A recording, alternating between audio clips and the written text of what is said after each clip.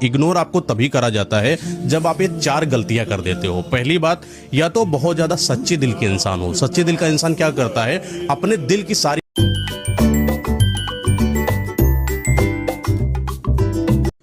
नमस्ते दोस्तों, hello, welcome back to my new vlog. स्वागत है आप सभी का मेरे चैनल नीलम सिसोदिया व्लॉग्स में। छोटों को प्यार, बड़ों को नमस्कार, सभी करना स्वीकार। तो दोस्तों, पार्टी अभी बाकी है, अभी तो पार्टी शुरू हुई है। तो यहाँ मैं और शिखाने का लाए थे शॉपिंग के लिए मदर्स डे सेलिब्रेट करने के बाद। भैया आज जो बच्चों ने मुझे सरप्राइज़ दिया है वो दुनिया का सबसे बड़ा सरप्राइज़ है, सबसे महंगा मेरे लिए, सबसे कीमती है। आज बच्चों ने दिया मुझे अपने पॉकेट मनी में से पैसे कि मम्मा आप अपने लिए सूट ले आना। अब वो सूट कीमती हो या सस्ता हो वो मायने नहीं रखता, लेकिन जितना भी था बच्चों ने मुझे दिया, ये बहुत बड़ी बात है। और भाई सूट तो लेना बनता ही है, तो हम आ गए थे मार्केट। और जैसा कि आप सबको पता है हमारे घर में चल रही हैं शादी की तैयारियां, तो कुछ सामान भी हमें लेना था। यहाँ ले ली शिखाने कैल्शियम की गोलियां, क्योंकि हम ज़्यादा काम करते हैं, थक जाते हैं। भाई हमारे घुटने हो गए हैं ख़राब, क्योंकि हो गया है अब क्या कहते हैं, बुढ़ापे की निशानी होती है घुटनों में दर्द। तो हम दोनों को शुरू हो गया है, तो हमने ले ली थी। भाई ये ले रही थी, मैंने चल यार मेरी भी ले ले, मैं भी खा लूँगी कैल्शियम की गोलियाँ। तो ये ले ली हमने यहाँ से। उसके बाद मैं कह रही थी इससे यार मुझे सूट दिलवा दे, तो कह रही थी चलो इधर चलो। मैंने कहा चल बाटा के शॉप से ही कुछ दिलवा दे। इस तरह से हम मस्ती कर रहे थे दोनों के दोनों। मैंने कहा यार गोल्ड का ही कुछ दिलवा दे, कुछ नहीं है तो पायल ही दिलवा दे, कुछ तो दिलवा दे। और मैं इसको ऐसी परेशान कर रही थी, मस्ती कर रहे थे हम दोनों। तो ये कह रही थी कप ले लो, मैंने कहा चल कप ही दिलवा दे, ले लूँगी मैं। उसके बाद आ गए थे हम साड़ियों की शॉप पे, जो है हमारी मोस्ट फेवरेट शॉपिंग, साड़ियों की शॉपिंग, जिसे करने में हमें आता है बहुत बहुत बहुत आनंद। साड़ियाँ देखने में, सूट देखने में अलग ही मज़ा आता है, तरह तरह की साड़ियाँ। और जो हमारी चॉइस है ना, वो तो आप क्या ही पूछोगे। मेरी और शिखा की चॉइस इतनी ज़बरदस्त है। और ये मैं ऐसे ही, हम जो भी पसंद करते हैं दोनों मिलके, साड़ी, सूट, लहंगा, लांचा, जो भी ड्रेसेस पसंद करते हैं बच्चों के लिए, सबके लिए, भाभी के लिए, हमारी शोभिका मैम के लिए, बबली की शॉपिंग भी हम करते हैं। तो भाई सबको बहुत पसंद आता है, और ज़्यादातर हम दोनों को ही भेजा जाता है, जाओ जी खरीद के लाओ साड़ी, सूट वगैरह सब। तो भाई ये जिम्मेदारी हमारे कांधों पर होती है, बाहर की शॉपिंग करना। उसके बाद भी कहते हैं हम कोई काम नहीं करते। भाई ये वाला काम कौन करेगा फिर?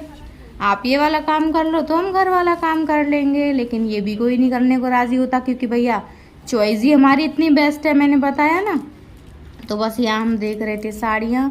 और साड़ियाँ हमारे यहाँ, हमारा फेवरेट शोरूम है ये गर्ग टेक्सटाइल्स, जहाँ से हम सारी साड़ियों की शॉपिंग करते हैं। इनके यहाँ ब्लैंकेट, बेडशीट, मतलब सारा सामान थोक में भी मिलता है, और आप वैसे भी रिटेल में भी ले सकते हो। तो हमारी सारी शॉपिंग जो होती है साड़ियों वगैरह की, और पैंट शर्ट के कपड़े वगैरह, टावल्स, बच्चों के ब्लैंकेट, सब हम यहीं से लेते हैं। शॉपिंग हमारी सारी यहीं से होती है।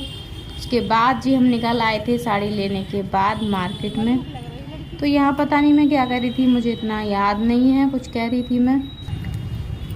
गर्मी इतनी हो रही थी दोस्तों। और ये देखो हमारे अलीगढ़ का, मतलब यहाँ तांगा स्टैंड का जाम, क्योंकि हमारी तांगा स्टैंड की जो मार्केट है ना, वो दी बेस्ट है। इतने बढ़िया प्रोडक्ट्स मिल जाते हैं यहाँ पर आपको। सब लोग कहते हैं हमें दिल्ली में पसंद आता है, हमें वहाँ पसंद आता है। भाई अगर पसंद अच्छी हो ना, तो वो आप कहीं भी पसंद कर सकते हो। पसंद आपकी अच्छी नहीं है, आप दिल्ली से ख़रीद लाओ, वो भी किसी को पसंद नहीं आता। हम तो यहीं से जो भी ख़रीदते हैं सबको पसंद आता है, और हम लगते ही पहन के गजब अजब हैं। भाई तारीफ़ तो हमारी सभी कर देते हैं कि भाई बहुत अच्छी लग रही है। उसके बाद चलते चलते आ गए थे हम सब्जी लेने। सब्जी ली शिखाने, लौकी, तोरी और टमाटर वगैरह, ये सारी सब्जियां ली हमने। उसके बाद हम बैठ गए रिक्शे में और हम चल दिए। देखो शिखा का ढेर सब्जी का ये दिखा रही थी मैं। और भी कुछ शॉपिंग की है दोस्तों हमने, जो है सरप्राइज़, जो मिलेगा आपको नेक्स्ट व्लॉग में देखने के लिए। तो अगर आपको नेक्स्ट व्लॉग देखना हो तो भाई चैनल को कर लीजिएगा सब्सक्राइब, वीडियो को कर दीजिएगा लाइक, और बेल आइकन प्रेस कर लीजिएगा ताकि जब न्यू ब्लॉग आए तो आपको वो देखने मिले। यहाँ हमने खरीदी बहुत सारी नेल पेंट। इसने मेरा ब्लॉग बंद कर दिया था। देखिए दोस्तों, सीता माता थी हमारी, जनक दुलारी, राज दुलारी। अच्छा बताओ, सीता माता किसकी बेटी थी? गलत जवाब। तुम बताओ सीता जी, जल्दी बताओ सीता जी किसकी बेटी थी? रावण। काम कैसे, उनको जनक जी को कैसे मिली थी वो? घड़े में। कहाँ? जनक जी के खेत में वो हल जोत रहे थे, ये कहानी है। हल जोत रहे थे और वहां जब उन्होंने वो हल जैसे ऐसे कुछ करते हैं ना आगे बढ़ाने के लिए, तो वो कर रहे थे तो वो नहीं हो पा रहा था, तो उन्हें कुछ आवाज सी सुनाई दी नीचे। उन्होंने वो वहां उस जगह को देखा तो वहां कुछ खड़खड़ जैसे घड़ा दबा हुआ था, ऐसा निकला। उन्होंने वो खोदा, वहां से एक घड़ा निकला था। दोस्तों किस्मत की बात बता रही हूँ आपको। हम लोग सोचते हैं ना कि हम अपनी बेटी के लिए बहुत अच्छा परिवार देखेंगे, बहुत पैसे वाला घर देखेंगे तो हमारी बेटी हमेशा खुश रहेगी। वो चीज बता रही हूँ। अगर आपकी बेटी खुद सक्षम है, पढ़ी लिखी है, या फिर उसमें और कोई भी टैलेंट है जैसे सिलाई का, कढ़ाई का, बुनाई का, पार्लर का, जो भी है, तो वो अपने पैरों पर खुद खड़ी होकर अपना पालन पोषण कर सकती है। कुछ ना कुछ अपनी बच्ची को जरूर सिखाए। इसी के ऊपर ये पूरी कहानी मैं आपको बताने जा रही हूँ कि देखिए, जनक जी को किस्मत, जनक जी को सीता जी खेत में कलश में मिली थी पुत्री के रूप में। उन्होंने उनको पुत्री के रूप में अपनाया और कितने अच्छे साम्राज्य में, राज्य में उन्होंने अपनी पुत्री को पाला। कितना अच्छा उनको, क्या कहते हैं, कनक कली बोलते हैं उनको, कनक कली, एकदम कलियों की तरह पाला था। और जब उनका स्वयंवर हुआ तो श्री राम जी के साथ हुआ, जो खुद एक राजा थे, राजा के पुत्र थे। कितना अच्छा उनका घराना था, नगरी हो अयोध्या सी, रघुकुल सा घराना हो, है ना। और उसके बाद भी सीता जी को क्या मिला? स्वयंवर हुआ इतने बड़े घर में पुत्री बन के गई, लेकिन पूरा जीवन उन्होंने कहाँ काटा? वनवास में। इसीलिए कहते हैं किस्मत का कोई भरोसा नहीं है। रंक को राजा बनने में और राजा को रंक बनने में इतना भी टाइम नहीं लगता। सबसे पहले तो कहूंगी कि अपने कर्मों पे ध्यान रखिए, कि हम किसी का बुरा ना करें, किसी के लिए ये ना सोचे कि इसका माल हमें मिल जाए।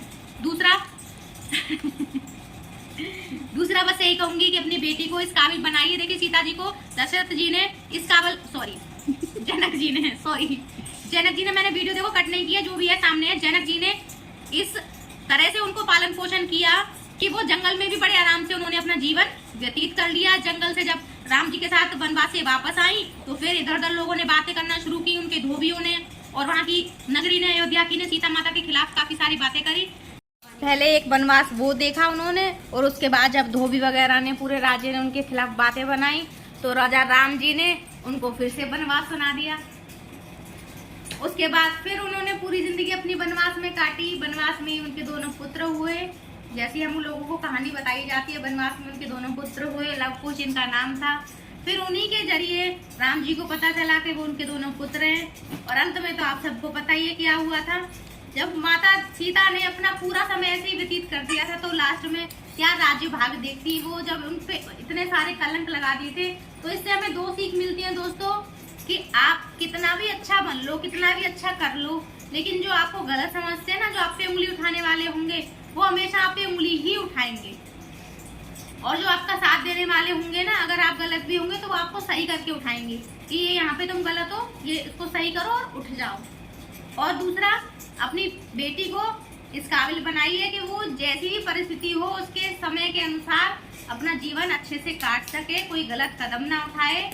और दुनिया के सामने से सीता माता जी ने अपनी एक अलग पहचान बनाई। उन्होंने अपने स्वाभिमान के से कोई भी समझौता नहीं किया। अंत समय में वो धरती माता की गोद में समा गई, लेकिन उन्होंने अपने स्वाभिमान को ठेस नहीं पहुंचने दी। ऐसे ही अपनी बेटी को भी इस काबिल बनाए। ये हमारा बहुत बहुत जरूरी हो गया है इस समय कलयुग में, अपने बच्चों को अच्छे संस्कार देना। और बच्चों का भी बनता है कि वो सुने समझे कि हमारे माता पिता हमें क्या सिखा रहे हैं, क्या समझा रहे हैं। इसीलिए हमेशा अपने बड़ों का आदर कीजिए, सम्मान कीजिए, इधर दिखाइए और उनकी बात मानिए, क्योंकि हमारे बड़े जो भी हमें बताते हैं हमारे अच्छे के लिए बताते हैं, समझे। इसीलिए इतना अच्छा भी मत बनिए कि दुनिया आपको नीचे गिरा के आपके ऊपर से चली जाए, और बुरा तो बिल्कुल ही मत बनिए। सीधे सीधे मतलब कहने का ये है, मैं बताती हूँ कहानी का तात्पर्य क्या है। कहने का मतलब ये है कि आप अपनी तरफ से कुछ भी गलत मत कीजिए, जो जिसके लिए आपका कायदा है आप उस अनुसार करते जाइए। बस ये मत अपेक्षा करिए कि अगला इंसान भी हमारे लिए करेगा। आपका जो काम है आप वो करो। तो भाई आज हो गया अनुपमा वाला 10 पेज का भाषण। तो बच्चों को समझ में आया या नहीं ये तो बच्चे ही जाने। तो जरा बता सकते हैं मैंने क्या क्या बताया आपको? हमको बताया सीता जी का जीवन कैसा था, कैसा होना चाहिए सबका जीवन। और लड़कियों के लिए तो मैंने बहुत सारी बातें बता दी, लड़कों के लिए भी मैं बताना चाहती हूँ कि लड़कों को भी अच्छे संस्कार दें। जो भी इनकी मम्मी की एज की है, दादी माँ की एज की है, वो सब इनकी मदर के रूप में है। सब आपसे जो भी बड़े हैं वो आप उनको माता के रूप में देखो, उनको इज्जत दो। ऐसा नहीं कि हमारे रिश्तेदार हैं तभी हम उनको इज्जत देंगे या उनकी वैल्यू करेंगे। हमसे बड़ा जो भी है उनकी इज्जत करनी चाहिए। और बाहर जब हम निकल के जाते हैं, जो भी हमारे आगे सिस्टर्स होती हैं वो हमारी बहनें तो हमारी बहनें हैं ही, लेकिन और भी सब जो है ना वो सिर्फ हमारी बहनें। बहनों की नज़र में हमें उनको देखना चाहिए, उनको इज्जत देनी चाहिए, रेस्पेक्ट करनी चाहिए। लड़कियों की हमेशा इज्जत करोगे तो कहते हैं घर की लक्ष्मी को खुश रखोगे तो आपका घर ऐसे ऐसे उन्नति को पाएगा। अगर दुखी करोगे तो ऐसे ऐसे गिरता जाएगा, समझे। और भैया हम अपने पतिदेव के बारे में तो क्या ही कहें, उनकी तो हम जितनी भी तारीफ करें उतनी कम है। और वैसे भी आज मदर्स डे का दिन है तो पतिदेव की तो बात ही क्या करनी। बाल्टी कल हमने पतिदेव को खूब चढ़ाया, खूब मजे लिए उनसे बाल्टी बाल्टी करके। वो कहानी अलग है थोड़ी। ड्रामा नहीं, पतिदेव कह रहे थे मैं ड्राम ले आऊंगा, हमने कि हम बाल्टी ले आएंगे। तो हमने कल खूब मजे किए, बड़ा मजा आया था। बस पतिदेव को परेशान करने में जो सुकून मिलता है ना, मजे ही आ जाते हैं।